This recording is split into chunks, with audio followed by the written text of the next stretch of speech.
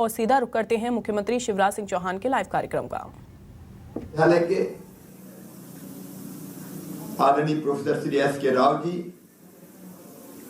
Bharatiya Janata party के जिलाध्यक्ष कमल माखीजानी जी, joint secretary Bharat सरकार आलम जी,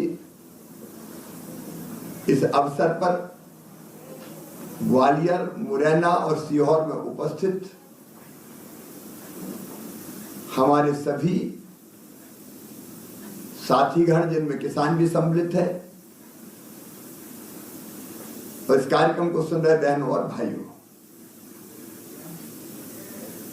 पिछले 15 साल में मध्य प्रदेश ने कृषि के क्षेत्र में अभूतपूर्व प्रगति की है। अभी जब कमल पटेल जी बोल रहे थे, बीच में उनकी बात पूरी नहीं हो पाई, तो मध्य प्रदेश ऐसा राज्य है जो लगातार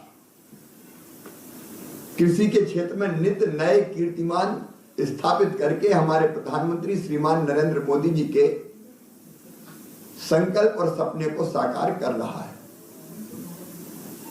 हमारी प्राथमिकता भी रही है, क्योंकि हम जहां मानते हैं कि न केवल मध्य प्रदेश बल्कि देश के किसानों, देश की अर्थव्यवस्था की रीढ़ कृषि ही है। और जब माननीय नरेंद्र सिंह तोमर जी मध्य प्रदेश में मंत्री थे,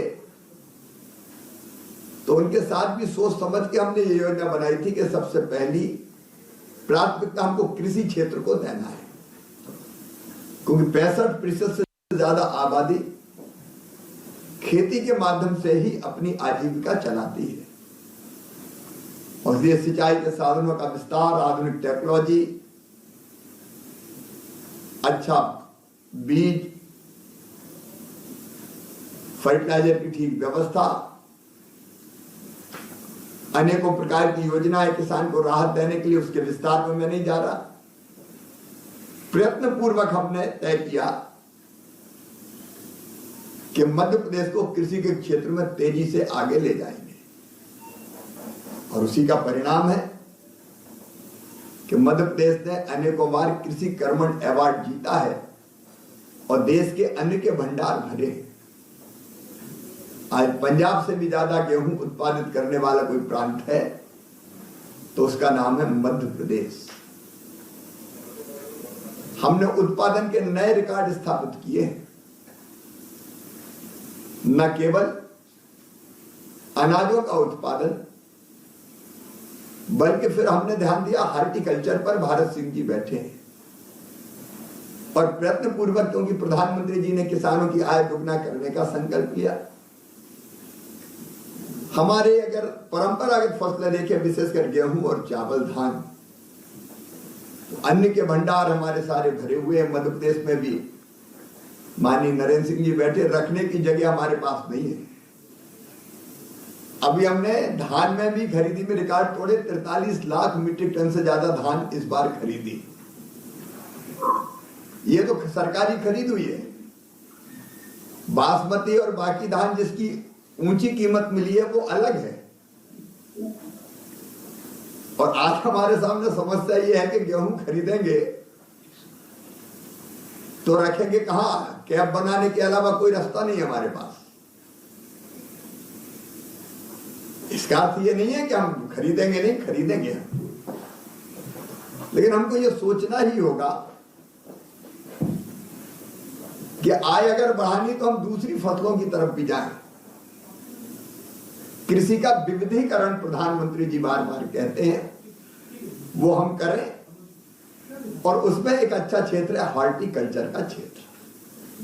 फलों की खेती, फूलों की खेती, सब्जियों की खेती, औषधि खेती, कृषि वानिकी। और मध्य प्रदेश में मुझे कहते हुए खुशी है कि हॉर्टिकल्चर का क्षेत्र 15 लाख हेक्टेयर से ज्यादा हो गया है। बल्कि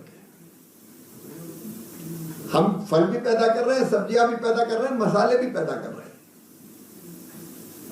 लेकिन समस्या वही थी कि अगर भारत सिंह जैसा कह रहे थे कि हम ये जो चीज पैदा करते हैं इसकी प्रोसेसिंग अगर यहां हो जाए। हमारे यहां मध्य प्रदेश में टमाटर धुआंधार पैदा हो रहा है। कभी कभी रेट अच्छे मिल जाते हैं, बीच में कुछ समय तक टमाटर के रेट अच्छे भी रहते, ये भी, लेकिन अजीब बात है कि जब किसान की चीज के दाम बढ़ते हैं तो हल्ला शुरू हो जाता है, टमाटर इतना महंगा।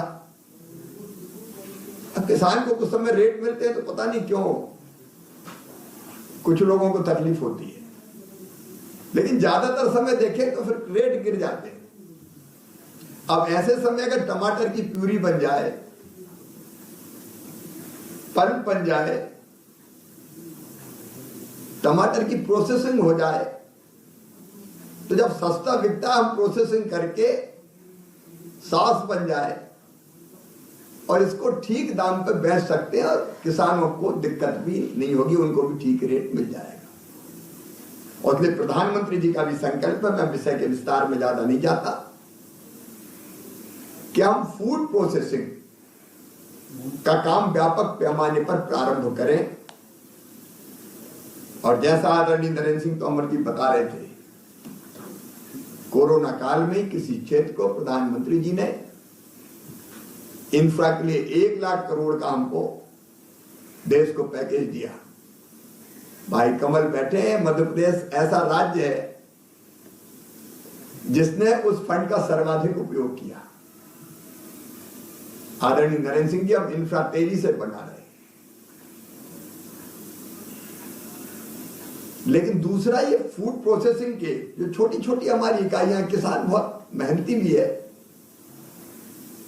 और गुणी भी है। अभी मैं आंकड़े देख रहा था मध्य प्रदेश में और अपने देश में भी लगभग 25 लाख ऐसे छोटे छोटे फूड प्रोसेसिंग की इकाइयां हैं जो पंजीकृत भी नहीं है और अनौपचारिक रूप से काम करती है।